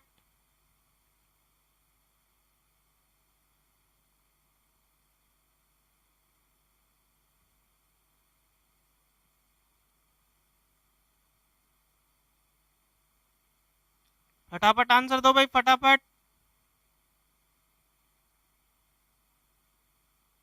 तो देखो, लिक्विड पैराफिन का भी यूज किया जाता है, कब्ज के अंदर कैस्टर ऑयल का भी यूज किया जाता है, रंडी के तेल का भी, मैग्नीशियम सल्फेट भी यूज करते हैं, और सेचुरेटेड साल्ट सॉल्यूशन भी यूज किया जाता है, क्योंकि ये क्या करते हैं? ऑस्मोटिक डायरिया करते हैं। ऑस्मोटिक डायरिया करते हैं। नेक्स्ट, इनेमा देते ही हैं जब लेटरिंग नहीं लगती तो, है ना? बेरियम इनेमा देते हैं, बेरियम सल्फेट इनेमा देते हैं। अब कैल्शियम देंगे तो कैल्शियम से क्या होगी? मूवमेंट्स बढ़ेंगी, पेरिस्टाल्टिक मूवमेंट बढ़ेंगी। कैल्शियम और नियोस्टिग्मेंट क्या करते हैं? पेरिस्टाल्टिक मूवमेंट बढ़ाते हैं।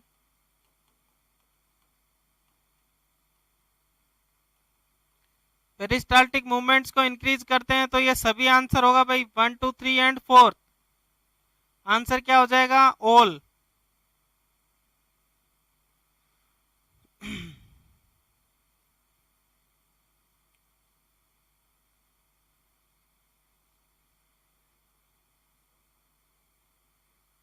भाई, ऐप में कोई समस्या आ रही हो आपको वेट ग्लोरियस एकेडमी का ऐप डाउनलोड करने में, या उसमें क्लासों को देखने में, या जो वीडियोस हैं उनको देखने में, नोट्स को खोलने में कोई समस्या हो तो बिल्कुल ऐप हमें कमेंट्स करें। और ऐप के अंदर व्हाट्सएप नंबर दिए हुए हैं, उसके ऊपर कमेंट करें फटाफट। भाई, कुतिया के अंदर लोचन माली। हाँ बेटा, देखो भाई, कुतिया के अंदर जो बीच होती है, बीच के अंदर 6 मंथ का एस्ट्रस साइकिल पाया जाता है भाई, 6 मंथ। और इसका जो एस्ट्रस होता है वो 6 से 9 दिन का होता है। 6 to 9 डेज का क्या होता है? मध होता है, मध। लेकिन मध चक्र जो होता है वो बड़ा होता है भाई। ठीक है, चलो नेक्स्ट क्वेश्चन पे चलते हैं। पीलिया में क्या होता है? जॉइंडिस, जॉइंडिस के बारे में पूछ रहा है। पीलिया में क्या होता है? पहला, आरबीसी का विघटन बढ़ जाता है, आरबीसी टूटती फूटती हैं, अधिक मात्रा में बिलिरुबिन बनता है, श्लेष्मा झिल्ली का रंग पीला हो जाता है, या सभी? फटाफट आंसर दो भाई, फटाफट।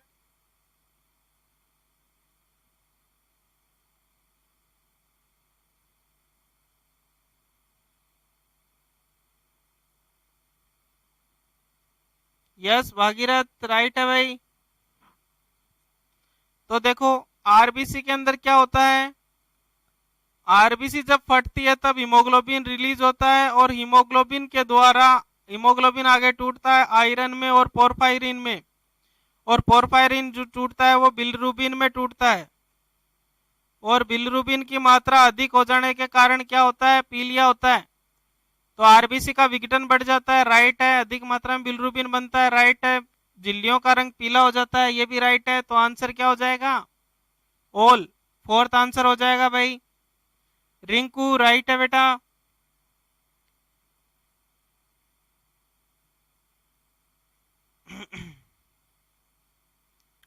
फटाफट कमेंट करो भाई, तुम कमेंट बहुत लेट करते हो, मेरे पास बहुत लेट कमेंट आ रहे हैं। चलो नेक्स्ट क्वेश्चन की तरफ चलते हैं। नेक्स्ट क्वेश्चन है, पोलियो एनसेफेलोमैलेशिया का लक्षण क्या है? पोली एनसेफेलोमैलेशिया का लक्षण क्या है? पहला, जांप चैंपिंग, मतलब बार बार जबड़ों को बंद करना खोलना, किसी चीज को बार बार चबाना, जबड़ों को बार बार मूवमेंट करना। ओपिस्थोटोनस कंडीशन, या तारों की तरफ देखना। स्टिफनेस ऑफ लेग, या टांगों का अकड़ जाना, या मांसपेशियों का अकड़ जाना, या सभी? कौन सा राइट है भाई, बताओ फटाफट।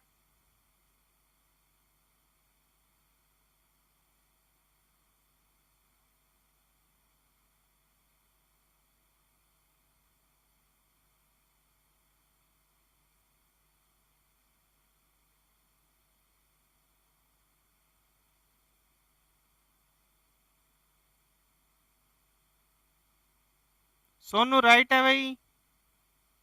सोनू धाकड़, राइट है। फटाफट आंसर दो भाई, फटाफट फटाफट।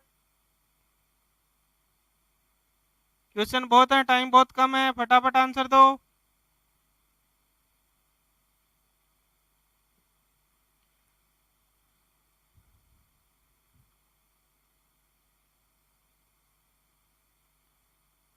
चलो देखो, पॉलीएन्सेफेलोमैलेशिया जो होता है वो थायमीन की कमी से होता है। किस किसकी कमी से होता है? थायमीन की कमी से, या विटामिन बी1 की कमी से होता है? विटामिन बी1 या थायमीन की कमी से पॉलीएन्सेफेलोमैलेशिया होता है। इसके अंदर नर्वस सिम्टम्स आते हैं।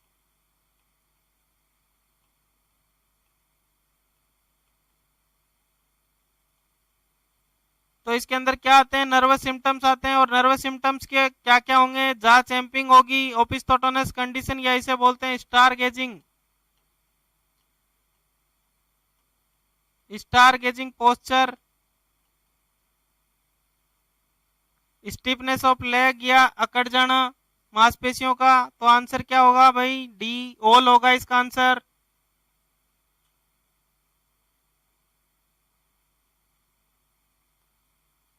थायमीन की कमी से नर्वस सिम्टम्स आते हैं। जो विटामिन बी होता है, ये विटामिन बी जरूरी होता है किसके लिए? तंत्रिकाओं को स्वस्थ बनाए रखने के लिए जरूरी होता है।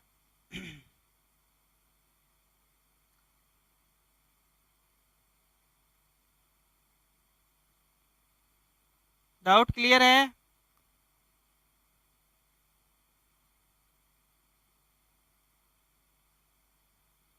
चलो नेक्स्ट क्वेश्चन देखते हैं। नेक्स्ट क्वेश्चन है, नेफ्राइटिस किस अंग का शोध है या सूजन है? किस अंग की सूजन को नेफ्राइटिस बोलते हैं? वर्षण, वृक्क, अंडाशय, या गर्भाशय? नेफ्राइटिस जो होता है वो किस अंग की सूजन है? फटाफट आंसर दें भाई, फटाफट। इजी क्वेश्चन है ये तो, फटाफट आंसर आ जाना चाहिए इसका तो।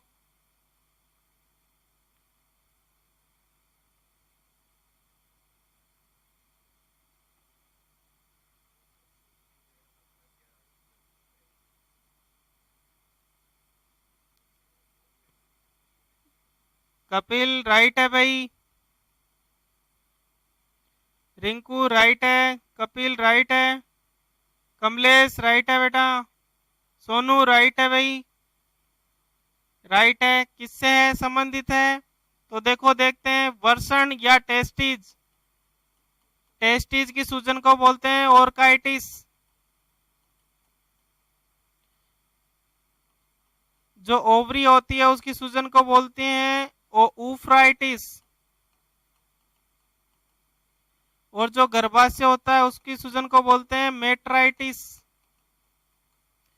और व्रक की सूजन को बोलते हैं नेफ्राइटिस। तो आंसर क्या हो जाएगा भाई? व्रक इसका आंसर हो जाएगा। सबने सही आंसर दिया है भाई। अब सब कमेंट करके बताओ कि क्वेश्चन सेक्शन को डेली चालू रखना है या क्या डिमांड है तुम्हारी? किस टाइम पर रखें सब बच्चे? एक पर्टिकुलर सही टाइम बताएं कि उस पर तुम सब फ्री रहते हो, ऐसा टाइम बताओ। और इस चीज को चालू रखें या इसको, इसमें कोई सुधार चाहते हो तो वो भी कमेंट में लिखो।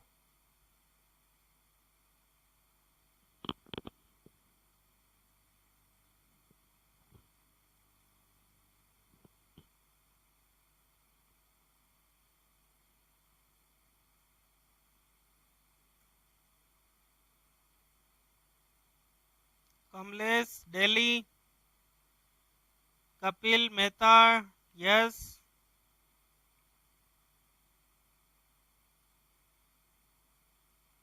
थोड़े हार्ड क्वेश्चन दो, ठीक है बेटा रिंकू।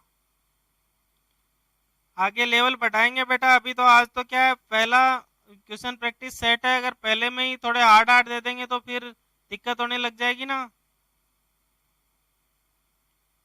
क्वेश्चन जो है वो हर लेवल के देने चाहिए, कुछ हार्ड भी कुछ इजी भी। क्वेश्चन इस हिसाब से ही बनाए जाते हैं बेटा। आगे धीरे धीरे लेवल बढ़ाएंगे। कमलेश 9 बजे, चलो 9 बजे सब फ्री रहते हैं इसका मतलब। तो सभी अपने दोस्तों के साथ भी सभी अपने दोस्तों के साथ भी शेयर किया करो ताकि और बच्चे भी जुड़ सकें। अपने क्लासमेट्स को सभी को शेयर करो, तभी मजा आता है बेटा। कमेंट्स आने चाहिए बच्चों के फटाफट फटाफट, तभी टीचर को भी जोश आता है।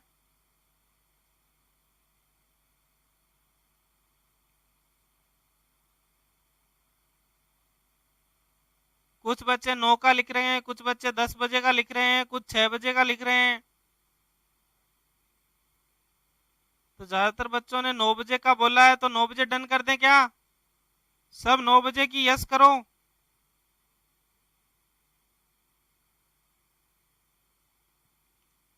गणपत यस सही है बेटा, रोज होगा।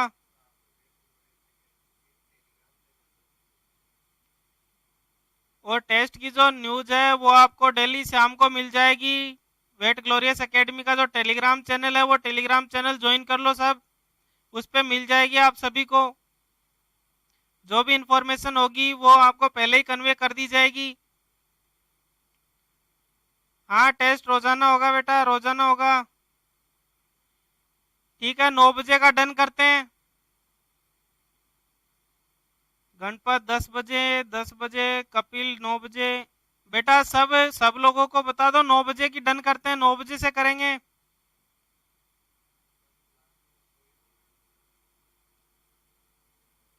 परंतु बच्चे आने चाहिए भाई, कल सबको जोड़ो।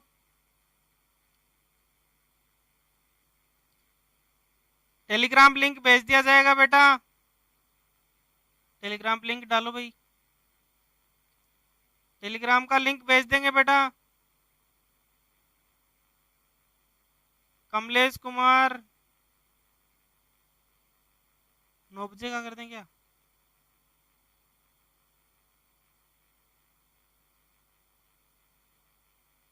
डन बेटा, 9 बजे का डन।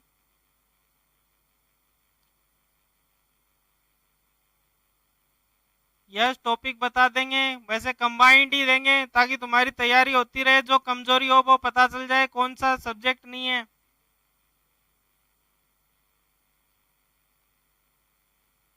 ओपन नहीं हो रहे हैं बेटा, ऐप जो है उसके अंदर जाओ कि how to open this app, या उसके अंदर जो 3 बिंदियां आती हैं कॉर्नर में, उन 3 बिंदियों को टिक करना इधर की तरफ।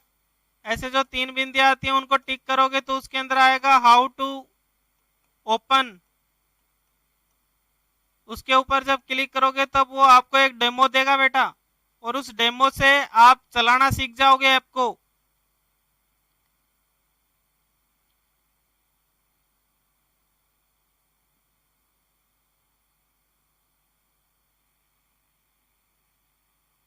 आप चलाना सीख जाओगे। वो तो 3 बिंदियां आती हैं, उन 3 बिंदियों पे क्लिक करना और उसमें आएगा हाउ टू ओपन या हाउ टू अप्लाई। तो उसके अंदर आएगा कि आपको रजिस्ट्रेशन करना होगा, आपकी मेल आईडी और आपके पासवर्ड डालने होंगे। उसके बाद वो खुल जाएगा और उससे संबंधित एक वीडियो और डालेंगे जिससे आपको इजीली आप चला सकोगे ऐप को।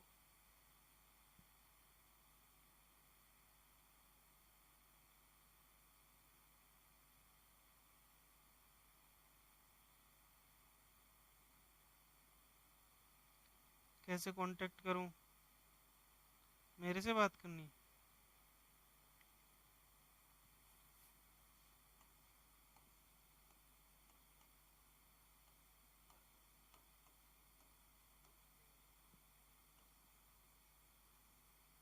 ये हेल्पलाइन नंबर है बेटा, 8854881088।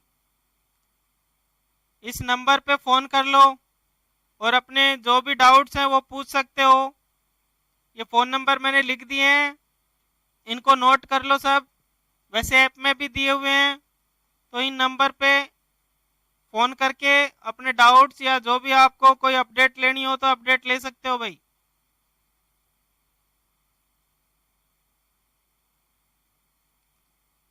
ये जो फोन नंबर है ये नोट कर लो सब बच्चे।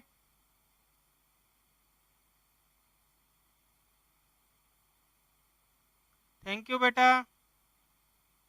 गणपत, थैंक यू भाई।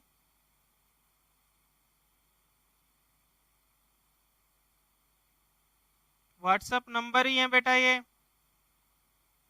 व्हाट्सएप नंबर ही है बेटा। अनिल, व्हाट्सएप नंबर ही है बेटा ये।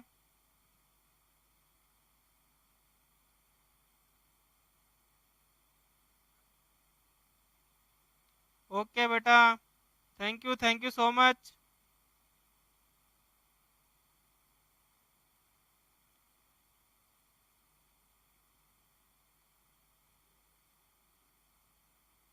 कमलेश, थैंक यू बेटा, thank you so much. Thank you Ganpat. ज्यादा से ज्यादा अपने मित्रों को जोड़ो भाई ग्रुप में ताकि मजा आए, क्वेश्चन प्रैक्टिस करने में भी मजा आए और पढ़ाने वाले को भी मजा आए और पढ़ने वाले को भी मजा आए।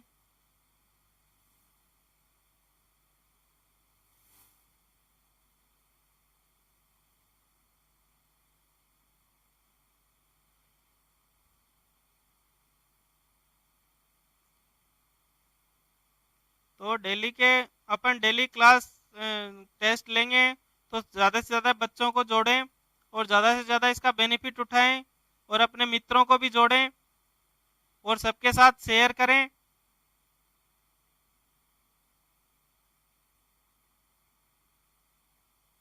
ओके ओके, सरपंचों के चुनाव भी जरूरी है भाई, कोई दिक्कत नहीं है गणपत।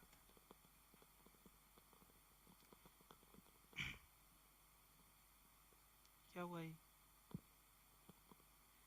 ठीक है तो भाई आज के लिए इतना ही, बाकी कल फिर उपस्थित होंगे 9 बजे एक नई प्रैक्टिस सेट लेकर के।